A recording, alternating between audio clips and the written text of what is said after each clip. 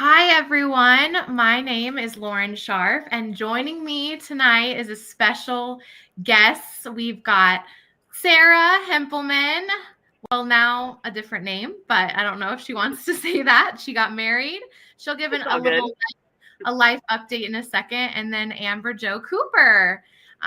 We all work together in Colorado Springs, and we all have some sort of connection to this case. And so I thought, what better way to talk about this case than bringing them on tonight? So thank you, ladies, so much for joining me. I really appreciate it. Thanks for having Absolutely. us. So, for folks that don't know, while we wait for more people to join, kind of just go over your background, how you got involved in this case. Let's have Amber Jo first go. So I was a reporter at the station that we all worked at in Colorado Springs, and to my knowledge, I was the first reporter on scene for this case back in May of 2020. I kind of started to originally cover it, and then Lauren kind of took over, and she was a rock star at it. And now I'm a reporter, but I cover politics in Florida. So this is kind of like a little reunion for all of us. Yeah. And then Sarah, you've been covering this case for a while. I was going to say, yeah, most of you probably recognize me, but I was the videographer with Lauren. So during all of her live shots and all the trips out to Salida and everything. And now I work for a marketing firm in Missouri, switching it up, got out of the news industry. But like Lauren mentioned, I did just get married in August last year. So that's exciting. Woohoo! And I am currently 6 months pregnant and expecting my first baby in September, a little girl. So Yay! lots has happened in the last year. Yeah. And I just had a baby too. My baby was born in April. So her grandparents are watching her right now as we do this little live. So we've got a lot of life changes happening for us. And Amber Jo, you're in Florida, and we want to come visit you hopefully soon. But You got to. I know, right? So just for everyone that's watching right now, and for you guys, what would you say is one word that you would describe this case in a nutshell? I would say a roller coaster just because I feel like there have been so many twists and turns and ups and downs, and it's taken so long to get to where we're at now. But I'm just so happy that we're finally at the place that we're at. Okay, what Yeah, about you, Amber? kind of that too, but suspenseful. It feels like centuries that we've been like waiting for updates, if they would find a body, and it just feels like it's been the most suspenseful start to, well, not finish yet, but Yeah. yeah. I would say complex or twisted. Um, there are so many different twists and turns, and you think one thing one year and then the next year things change, right? Teresa says hopeful. Another follower is saying sad. Yeah, so we're just asking our followers right now, just what's one word you would describe this case? And again, if you're just now joining, we're talking about the Suzanne Morphew case with the recent news that Barry Morphew, her husband, was just arrested for the second time. It's been 5 years, 1 month, and 10 days since Suzanne was reported missing that an arrest from a grand jury came. And can you believe that? Like, when you started, both of you, on this journey, did you think it would take 5 years for this day to come? Absolutely not. I thought from the beginning when he had the preliminary hearing that we went to, I thought that was going to kind of be the be all end all. And then obviously that got dropped. And then we were waiting to try and find a body. And then eventually we did. And so then I was really hopeful that that was going to kind of get things rolling again. And I feel like that even took a while for anything to happen after that. And so, I think what some of you guys are saying in the comments, suspenseful and other things like that, it really is like we've all been sitting on the edge of our seat waiting for something to happen. Yeah, 5 years is a long time. I think I was texting Lauren like what's happening? I feel like I'm going crazy. Like, why haven't we heard anything, especially after the autopsy? And obviously things take time. So good investigations require the, investigators to do their due diligence. So that's why I think maybe it took this long, but. And there's been like 2 misconceptions or falsehoods that have been like really bothering me, and I'm sure probably bothering both of you, that keeps getting reported, is that, she went on a bike ride and vanished, or she was last seen on Mother's Day. And it's like, those 2 sentences and statements are not true, right? Like, who was it that saw her on Mother's Day? I don't think there was anyone. I mean, according to all the affidavits that we've read, there hasn't been anyone. And then also, just like, did anyone see her go on a bike ride? I know the neighbors were told when they first reported that she was missing, she was supposed to go on a bike ride that day, and so, they were told by Barry Morphew, look for a bike, when they were first initially looking for Suzanne in those first couple hours of her being missing. So those are 2 things that I like want to scream from the tops of the mountains. Like, please, whoever's reporting on this case in the coming months, please do not report that. Please make sure you look back and really report the facts, because that's been really bothering me. Yeah, Anyway, absolutely. what was both of yours reaction when you heard that, Barry Morphew was arrested Friday around 11 a.m.? It was a traffic stop near Gilbert Civic Center. He was arrested without incident. And of course, he is presumed innocent until proven in a court of law. I just want to get that out there. And please, if you're in the comments, please be clean and respectful for others. But I just wanted to kind of get your reaction to this news, because it's more than 5 years in the making. I freaked out. I know I called you immediately and wanted to know all the details, and you were sending me articles and everything. And yeah, I couldn't believe it, because again, we've been waiting for so long for something to happen. So it just felt very surreal that we were finally getting to this stage. Yeah, I was shocked. It came out of nowhere, and I think I'm still a little bit in shock. So. Did either of you think this day would ever come? Like, did you give up hope at all?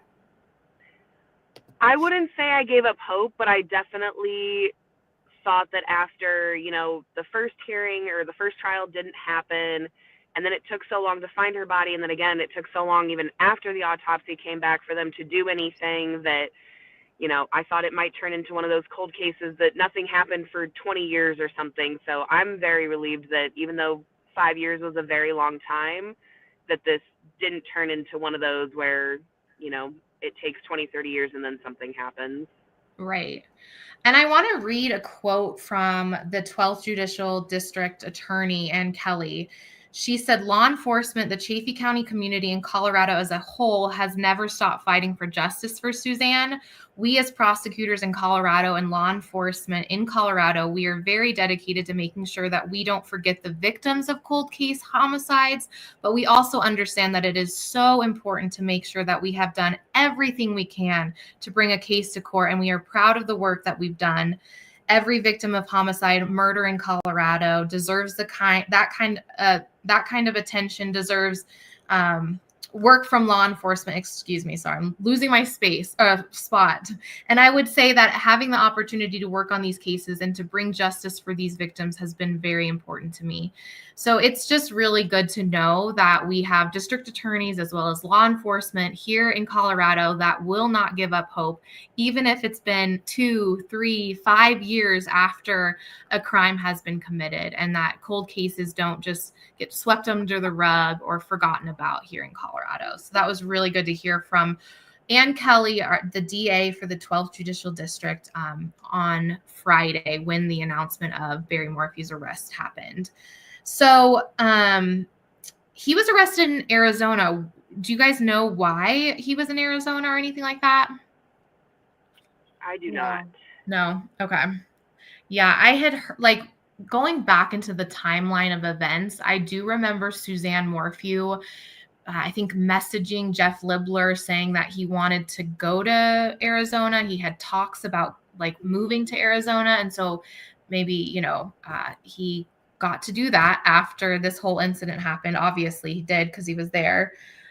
His attorney is now David Beller. It is not Iris Eaton, which I'm sure everyone's heard Iris Eaton's name all the time through the last 5 years.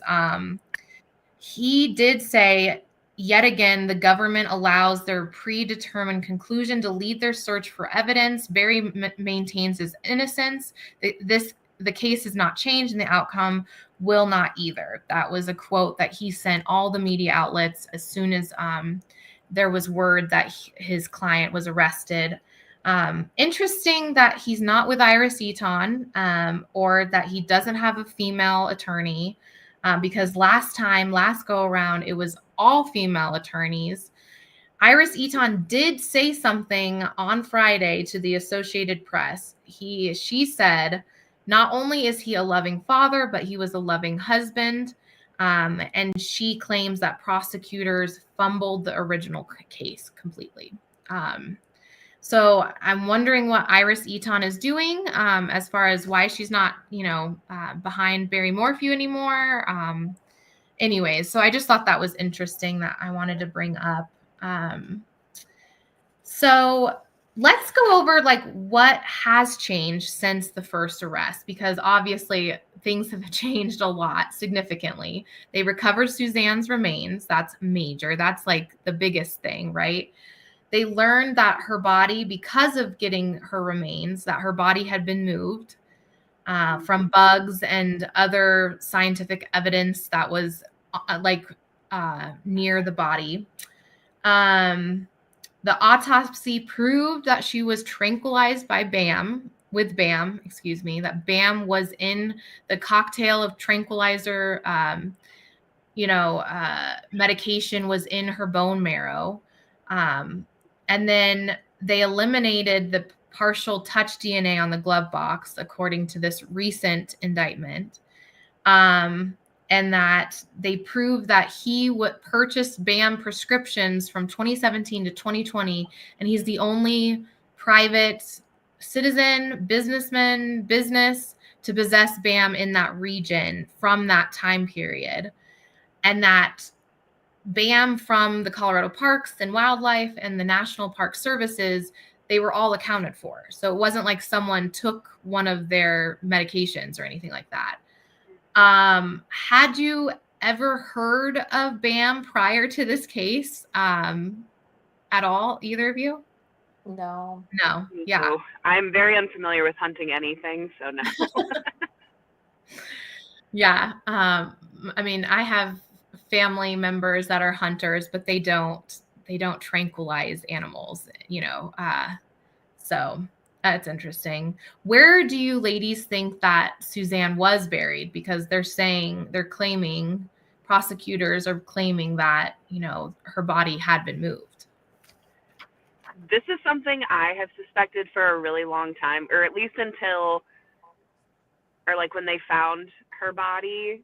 I always thought there's no way, if she was in a shallow grave like that for that long, that animals or people or just, anything wouldn't have found her sooner. So I've always suspected that was the case, but I've never fully known where she would have started. I definitely think that after the preliminary hearing, when everything kind of settled down a little bit and got a little quieter, that maybe that's when it happened, and he realized that now that he was free, he needed to move her in case somebody did find her. But after going out into that area and being familiar with it like we are, that there's so many places in the woods and, in the mountains and everything that nobody would have even suspected to look.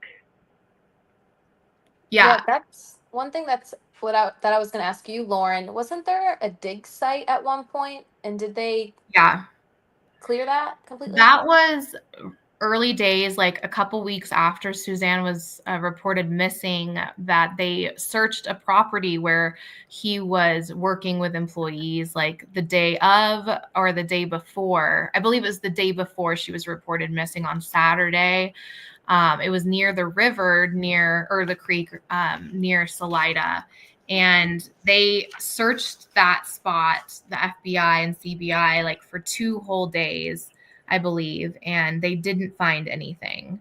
But yeah, so I think at the time when, Suzanne was first reported missing, he was under a microscope, right? Yeah. Because they were searching his recent, where he recently worked, especially days prior to Mother's Day. So, yeah, that's really interesting that they didn't find anything there.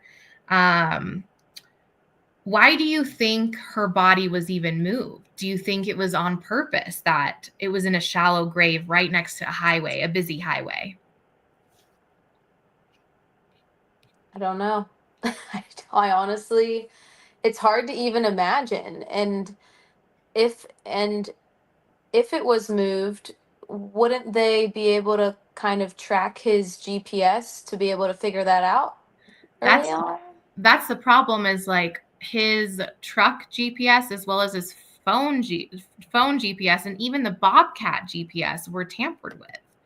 So there's gaps of time the night before and the morning of Mother's Day that there's some missing GPS coordinates, if you will. Yeah.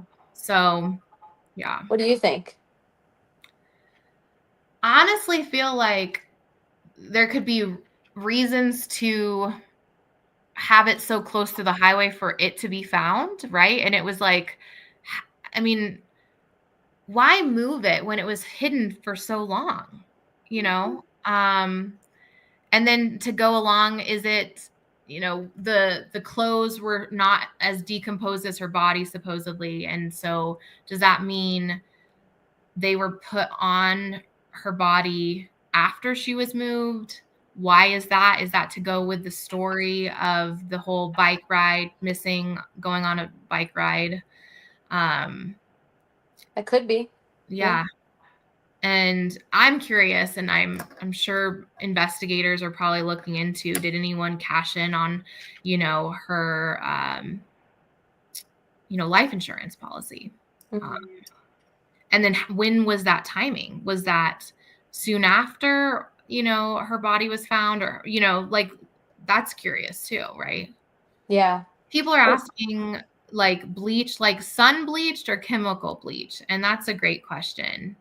That was one thing I thought about too when I immediately saw the bleach comment. That was a huge thing whenever Barry's employees got to his hotel room in Broomfield, was that it smelled like bleach. And so my first immediate thought was that he was probably wearing the clothes that he used to pour on her body or do whatever he did with the bleach. And then that's probably why he changed clothes, I think a couple times if I'm remembering correctly, but then had to dispose of certain things. So that's where my brain immediately went to, is the bleach from that and then the stuff that they found on her body. I mean, if her body and her remains were in the elements for so long, I really don't think, like, when they're saying bleach, I think sun bleached. But doesn't mean that the person who did this didn't bleach the body prior to burying it or whatever. So do you think the prosecutors have a significant amount of evidence now as far as to go after first degree murder, or do you think they need to back off and maybe go second degree murder? What do you think, Sarah? Do you think they can prove that it was premeditated? I don't know on this one. It's so hard to say without seeing what they have, right? They have probably way more than that, what was in this indictment, right? Yeah, I want to say yeah, but I mean, I don't know. that's the tricky part, is the whole premeditated thing, because at least from us talking to him and seeing him in person and just kind of, hearing the stories of who he was as a person, I could definitely see this being, he got home, saw her messaging Jeff while she was, laying out, and it was in the heat of the moment type of situation where he just got angry and snapped. Mm-hmm. But at the same time, they had been having problems for so long that it's not out of the realm of possibilities that he had thought about this. I mean, he was listening to murder podcasts in his truck, so. Oh, go ahead, Lauren. I think the turning off the phone Mm-hmm. is premeditation, as far as like, why are you changing your phone to do something? Like, that's weird, right? That's a good point. Yeah. I don't think a lot of people go on airplane mode a lot. Yeah. And then someone said premeditation can only be seconds, which is true. That's very true. BAM isn't heat of the moment, someone else is saying, right? Because you have to have that. Do you guys think that he actually used the tranquilizer rifle, or do you think he just took the, supposedly the BAM and just injected her that way, like close up? That one's tricky. I'm not sure. I know that was a big thing when they found the sheath or whatever that was in the dryer that probably fell out of, his clothes. But I don't know if there's any way to prove if it was fired from, the gun, or if it was just put into her manually. I don't know how to describe that. Yeah, I'm not really sure about that, but I mean, to go into the bone, I don't know. It's kind of hard to say. Mm-hmm. Someone is wondering if Suzanne was ever called a chipmunk. I have not heard that before.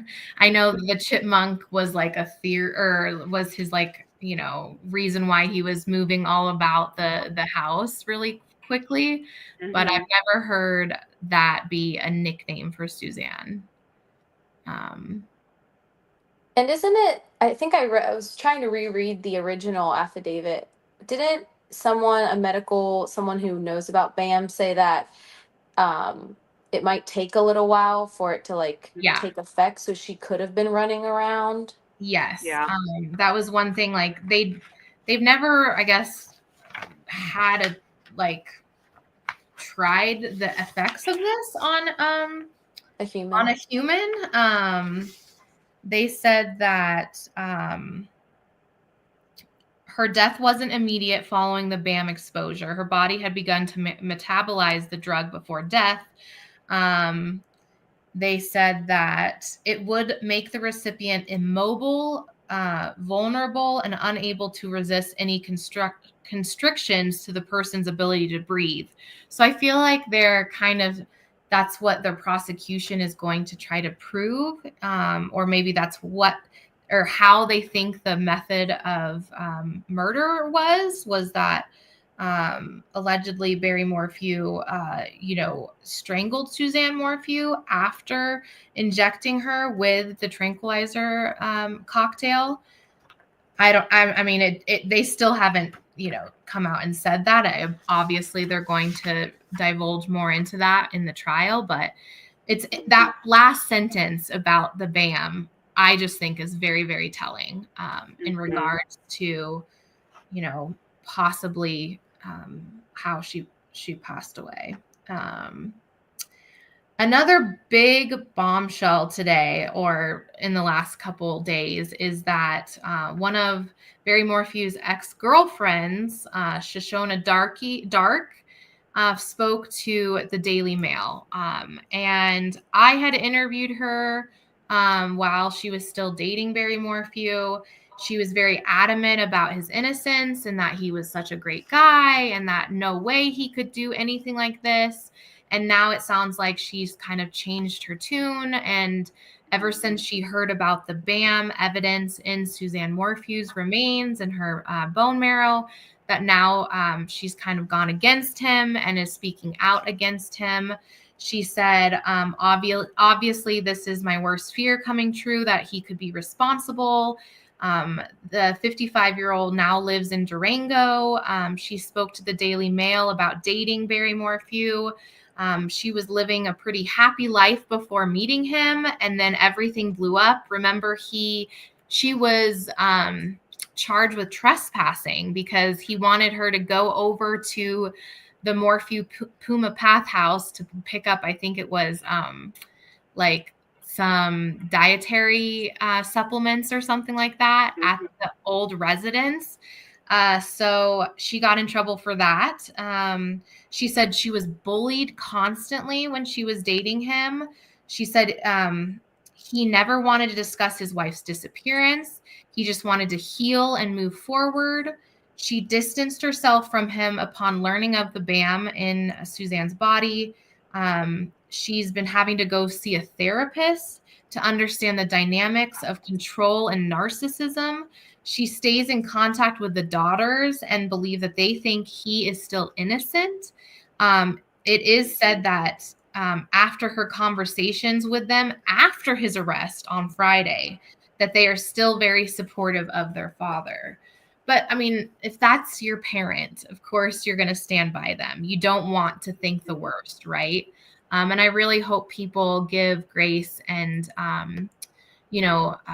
lift up the family, because they're going through things that, is unimaginable, and, only them are going to have to go through. But do you think she might know more than what she's saying, at least to this reporter? I'm hoping, obviously, the prosecutors and law enforcement will talk to her as well, because I'm sure, she might think something's normal, and she might say something to an investigator and they might say, oh, that's not weird.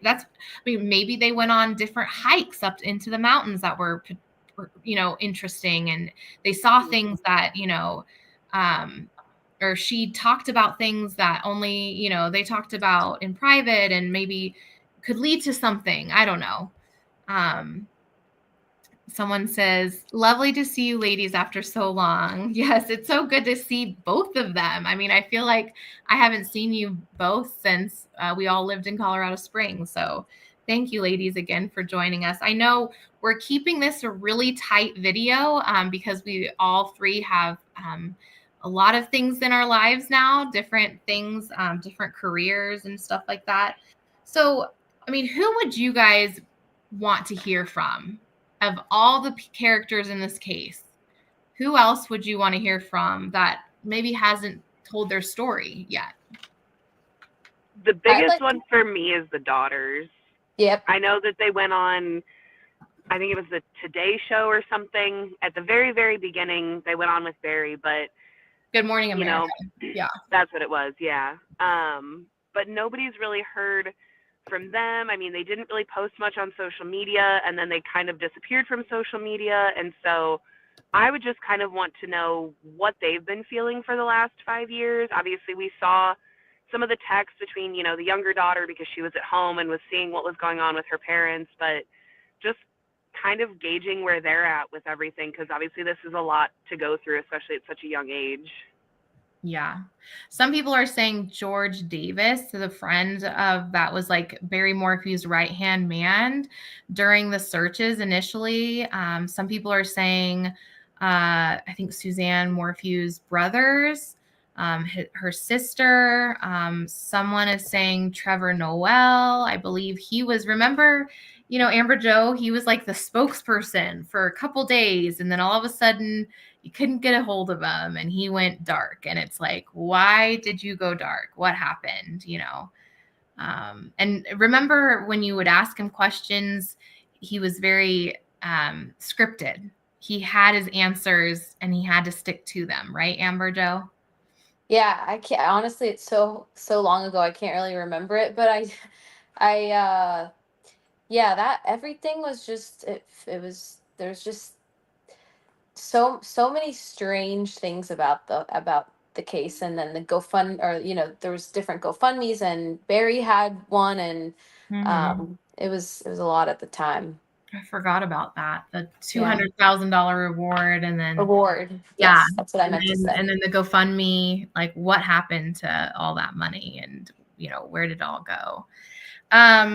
Just real quick, there's a lot of people that are no longer here anymore since Suzanne went missing. Gene Mormon, Suzanne's dad, Jeff Pucket. Sarah and I interviewed Jeff Pucket. And then I interviewed a friend of Suzanne's that was experiencing cancer with her at the same time, going through chemo. Please have those people and their families and your thoughts. And then also kind of what's next real quick. I know we need to hop off. But, obviously he has to come from Arizona to Colorado. I'm supposed to get notifications when that happens, and I'll be sure to hopefully report that. Then there'll be an arraignment, first appearance in Colorado court. He'll be formally notified of his charges, and then he'll enter a plea. Then the case will proceed with discovery, pretrial motions, potentially a plea bargain. Who knows? I really don't see that happening, but who knows? And then a trial will be set. What time frame do you ladies think the trial will happen? Do you think it will be in 2025, or do you think 2026? I hope 2025. Yeah, I'm hoping for this year, but I have a feeling it'll probably be next year with how just the momentum of this case has been going. I think they want to make sure that they have everything they could possibly get before they start the trial. Yeah. When do you think he'll return to Colorado? Don't they have to do that soon? Is it? I might have misread something. I think either by the end of the week or early next week, to be honest. Yeah. People have asked me about donations, as far as if family members or friends want to travel, if there's a place to donate. The family said that, in a statement from David Mormon, Suzanne's oldest brother, back in 2021, when Barry Morphew was first arrested, he said, if people are so moved, please make a generous contribution to your local shelter or program for domestic abuse, because no one, regardless of status or money, is immune. So if people are so kind to do so, like, please donate to your local domestic violence shelters. And I've also put a poll on my Twitter account to figure out kind of what you guys want to hear about next. I have about 40 pages, like single space of a timeline that I've done from start to finish. That's very detailed. I also have like book bags of notes that I've done from the beginning of when I started this. So we would love to dive more into this, and I'm sure I could bring on Amber Jo and Sarah more. But we also have other lives too. So it was really hard for those ladies to join us, but I really, really appreciate you guys. Any last words? I know this is really, really short, but anything else you guys want to say? I just want to say thank you. Oh, go ahead, Amber. Oh, yeah. I was just going to say thank you, Lauren. And I know all of your viewers are also appreciative.